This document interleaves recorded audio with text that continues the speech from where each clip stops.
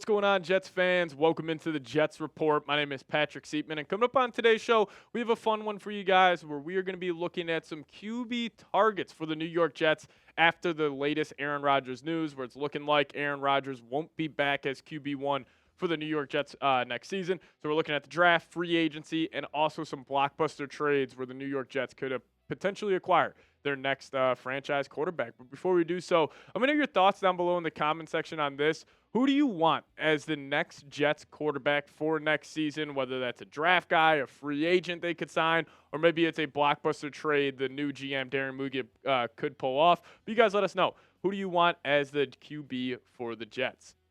Now, I do want to throw out there the name Tyrod Taylor here first on today's show, as he's already on the Jets' books for $6.8 million next season. And let's just say free agency goes along, Jets don't make any moves, and then in the NFL draft, they aren't, or one of the guys, Shedeur Sanders or Cam Ward, doesn't fall to the Jets at 7. You could look at a guy like Tyrod Taylor potentially being QB1 for the first couple of months of next season. Then maybe you have a guy you draft in the 3rd or 4th round, then step in to be the QB for New York. But keep your eyes out on Tyrod Taylor. I think he's got a sneaky chance to be QB1 next season. But let's just kick into this free agent market here for the quarterback position. We're going to start off with a good old friend here for the New York Jets, Sam Darnold. Now, Sam Darnold, he had an amazing year for the Minnesota Vikings. Best year of his NFL career so far. He was pushing the ball downfield, and the Vikings were an explosive offense this past season. I mean, he had 35 touchdowns in just 17 games played during the regular season. He was also fairly accurate with the football, as his completion percentage sat around 66.2%. But the thing is with Darnold that is so tricky in this situation is he was great during the first 16 games of the season, but the last 2 games in the biggest moments against the Lions and the Rams in the playoff game, he fell off a cliff. Now, a lot of this was because the Vikings offensive line could not protect up front, so he didn't have the cleanest pocket by any means during these couple of games. But Sam Darnold, at this point in his career, he is a boom or bust quarterback where he will push the ball downfield. At a point, he was leading the NFL this season with the most 20-plus air yard throws. He was very accurate pushing the ball down the field. But also, a big kicker here for the Jets is his contract projection, according to PFF, is 3 years, $123 million with $70 million guaranteed. I think this has no chance of happening, of Darnold returning to the New York Jets. If they wanted to pay money to a big quarterback or a big-name quarterback, they probably would have just kept Aaron Rodgers. But I think they want their own guy in there, and I think this new regime could potentially find it with this next guy we're talking about. What about Justin Fields as another QB option for the New York Jets that they could target in free agency? Now, Fields, just like Darnold, another boom or bust guy where, if you toss on just his highlights, you're like, oh, this guy's one of the best quarterbacks in the NFL. But, his deficiencies at the quarterback position come down to him passing in the pocket. Now, here are just his passing stats over the last 4 seasons. The touchdown to interception ratio is not great, but this year for the Pittsburgh Steelers, he went 4-2 in his 6 starts, 5 touchdowns, 1 interception, threw for over 1,100 yards. We saw some strides in his game, but the most appealing part of the field would be his rushing ability. He is no doubt one of the better dual threat quarterbacks in the NFL, and if you just look at what Jalen Hurts and the Philadelphia Eagles did this past season, I think a big reason why they were so successful on the ground was because you had that dual threat quarterback. You had that guy who had defenses, kind of giving more attention to Jalen Hurts on these read options, and maybe Aaron Glenn wants to replicate that with Justin Fields. What would the contract look like? So PFF has it as a 1-year, $11 million deal, fully guaranteed. I think that's spot on for Fields. He'll probably get around $8 to $12 million, but they just have him at $11 million. And if this is the option for the Jets, I'd be down to take a flyer on him.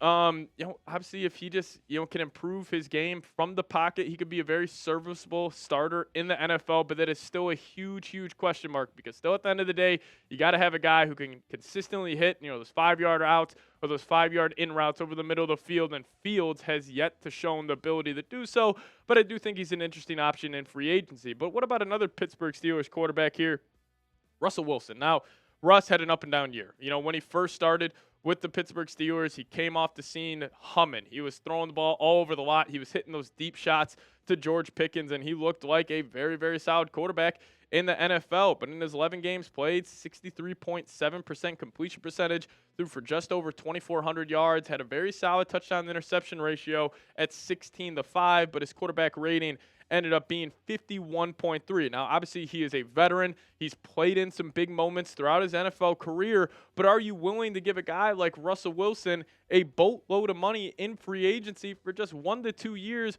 We'll have to wait and see. But then again, like if Aaron Glenn and this front office think Russell Wilson can step in here and, change the culture and get some more winning culture in this organization, I think he has a decent amount of chance to head to New York, but also keep in mind the Las Vegas Raiders, they have a need for the quarterback position, and Russ has that connection with Pete Carroll, winning a Super Bowl together. So I think he's more likely to go there than obviously the New York Jets. But PFF, his contract projection, 2 years, $70 million, $40 million guaranteed. I'm probably passing on that if that's a deal that is out there on the table for Russell Wilson. But another guy in free agency, how about famous Jameis Winston? Now, this would be a fun one, no doubt. Jameis, one of the most, fun characters we have in the NFL. He's got a lively personality. And Jameis, he stepped in this year for the Browns and just had the total Jameis Winston experience, where some games he was awesome. He was throwing the ball all over the lot. But then again, you would have the bad plays that, just consistently the Browns offense couldn't, push the ball down the field as much as they would like. But at the contract projection of 2 years, $12.5 million, I don't hate the idea. I think it'd be honestly a good mentor for a young quarterback, can teach him about the, day in, days out of the NFL calendar. So Jameis, not a terrible option in free agency, but we will see what the Jets decide to do, because we will get a good answer on their plans in the draft if they bring in a guy during free agency. But if they just say, hey, we're not going to sign anybody, watch out for Tyrod Taylor being QB1 next season. But I do want to give you guys a friendly reminder to hit that subscribe button, because this will be a hectic Jets offseason with a lot of moves yet to be made around Devontae Adams, still Aaron Rodgers, nothing official just yet. So make sure you guys hit that subscribe button. Don't miss a thing, and help us reach 3,000 subscribers here on YouTube. All right, let's get to the blockbuster trade package of today's show. And we're going to start off with Matthew Stafford. Now, his future in LA is a little uncertain right now with them trying to move off Cooper Kupp. That is confirmed that they will be trying to find a trade destination for his star wide receiver. But I do want to talk about the financials of this, because right now Stafford for the LA Rams has almost a $50 million cap hit. Now, if they would decide to June 1st cut him, they would only save $300,000 and it would create $50 million in dead cap. But let's just say they decide to post June 1 cut him, they would save $23 million, and then they would have only $26 million in dead cap. So watch out for Stafford is released. Very unlikely that it would be a post June 1st designation. But let's just say if they decide to trade him, this is where I think the Jets could get involved here. So pre-June 1 savings, $4.3 million. Obviously not a lot, still have a lot of dead cap, but they would be more inclined to trade him post-June 1st, which this is where the Jets could get involved, because just like that scenario I was throwing out there where they go throughout free agency, they go throughout the draft, and they don't have a quarterback besides Tyrod on this roster and also Jordan Travis, maybe they could look to trade for Matthew Stafford. I still think he has maybe 1 or 2 really, really solid years left in the tank. I mean, he was 1 play away from defeating the Super Bowl champs in their own building, being the Philadelphia Eagles. So I would be in on Stafford, but I just don't know if this is the direction the Jets' new front office and this new regime want to go. But we could talk about Kyler Murray here. He could be another QB trade target. Now, we did hear rumblings right as the NFL season ended that Arizona could be open to a Kyler Murray trade. They tried to completely reset with Jonathan Gannon being the head coach there. Maybe you get a bridge guy, and then they go look to draft another quarterback in the upcoming years. But Kyler, I think, had a very solid season with the Arizona Cardinals. Definitely tailed off during the second half of the year. But, raw numbers are pretty solid, almost completing 70% of his passes. Obviously, he has that dual threat ability, throwing for over 3,800 yards, 21 touchdowns, 11 interceptions. Kyler is definitely a supernatural talent at the quarterback position. Maybe the Jets could trade for him, but again, that's another unlikely option for New York. Now, this last guy, Kirk Cousins, I think he is more likely than you think to be the next Jets quarterback, and I actually don't think it would be in the trade market. I could see the Jets potentially picking him up in free agency. Now, if you guys remember, Russell Wilson this past season, he was on the Denver Broncos books, but they wanted to get him off the book. So I could see a situation where the Falcons cut Kirk Cousins and then somebody else signs him to a cheap deal, Russell Wilson style, while Atlanta is still paying him in 2025.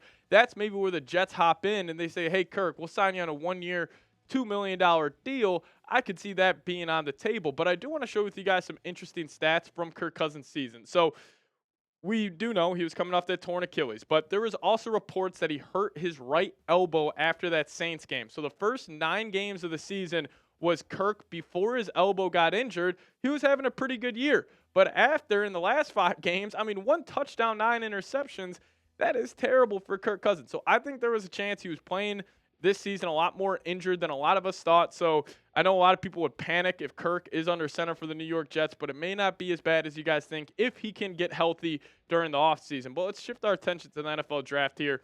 Cam Ward, Shedeur Sanders. Now, I think both these guys are extremely unlikely.